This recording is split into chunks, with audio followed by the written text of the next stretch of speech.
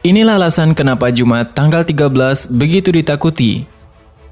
Jumat tanggal 13 memang disebut sebagai hari sial, jauh-jauh dari anggapan hari kutukan, hari petaka, ataupun hari kematian. Tetapi, tahukah kita apa yang membuat sebenarnya hari Jumat tanggal 13 ini merupakan hari yang keramat bagi orang barat tersebut?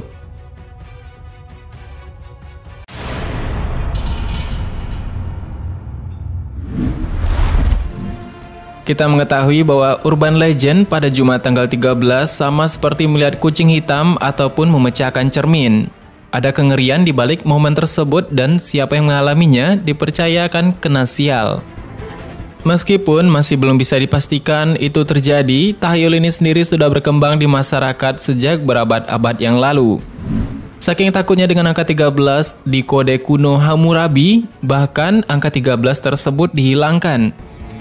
Ini merujuk pada pemahaman bahwa orang zaman dahulu pun sudah takut dengan angka 13 dan asosiasi negatif tersebut terus berkembang hingga sekarang. Orang yang takut pada angka 13 dalam istilah psikologis disebut sebagai triskaidekaphobia.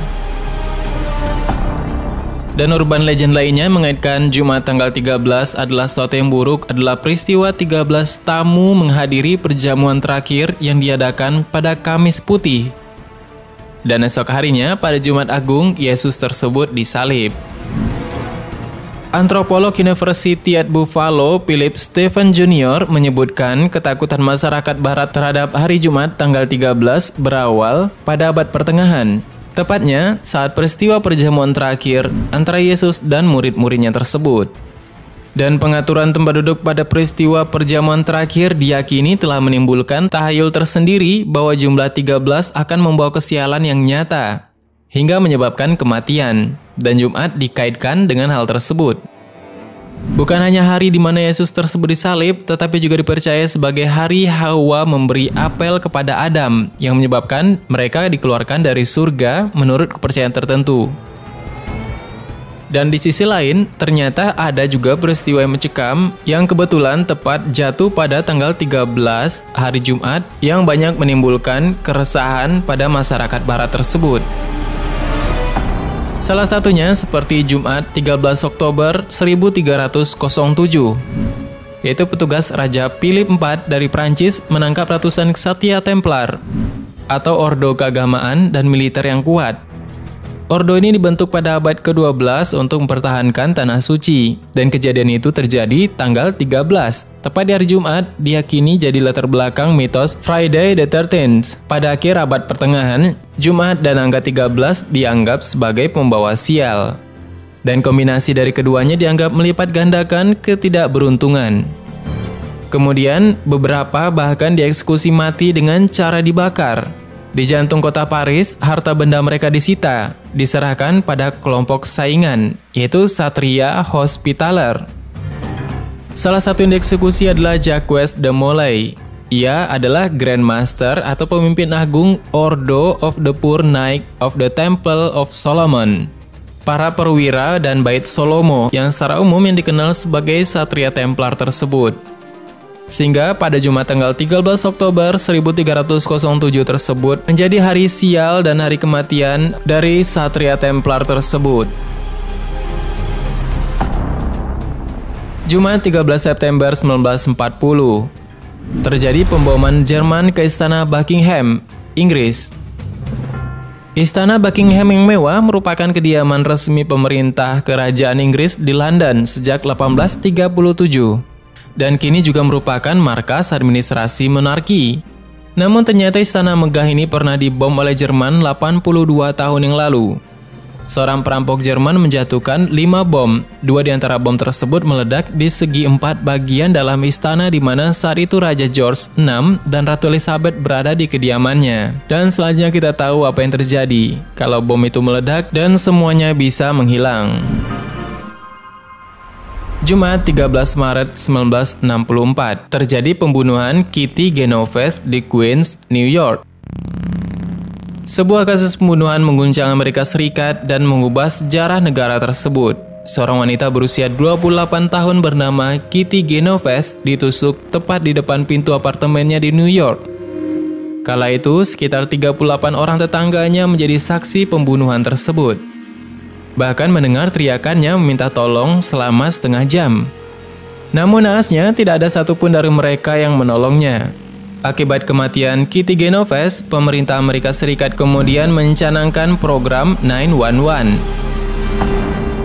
yakni nomor darurat yang bisa dihubungi apabila seorang memerlukan pertolongan atau untuk melaporkan sebuah tindakan kejahatan. Dan adanya 911 ini diharapkan mampu mencegah kasus Kitty Genovese terulang kembali. Nah, itulah asalnya dari adanya program 911 tersebut.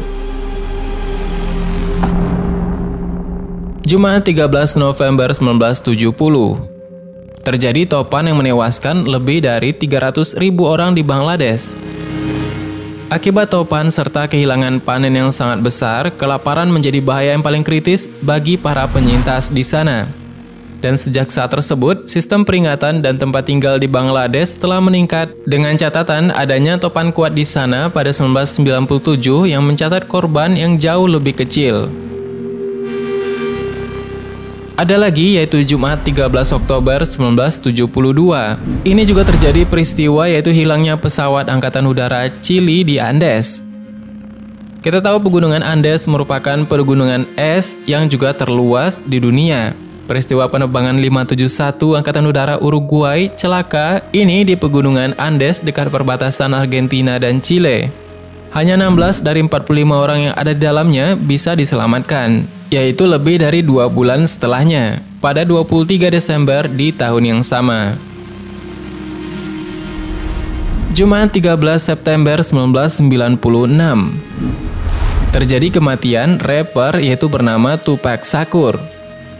Tupac Shakur meninggal setelah mengalami luka tembak. Penembakan kepadanya terjadi di Las Vegas pada 13 September 1996. Terhitung ia hidup hanya sekitar 25 tahun dari tanggal kelahirannya. Namun karya-karyanya masih didengar hingga saat ini. Bahkan ia juga sering menjadi referensi berbagai artis dalam dunia musik saat ini, khususnya genre rap. Jumat 13 Januari 2012. Terjadi jatuhnya kapal pesiar Costa Concordia di lepas pantai Italia yang menewaskan 30 orang. Bencana Costa Concordia terjadi ketika kapal pesiar Italia Costa Concordia menabrak terumbu karang dan terbalik.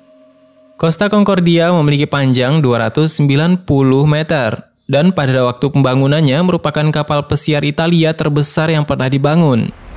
Akibat besarnya bencana serta ukuran kapal tersebut, komentator berita dan saksi mata membanding-bandingkan bencana ini dengan peristiwa tenggelamnya RMS Titanic 100 tahun sebelumnya.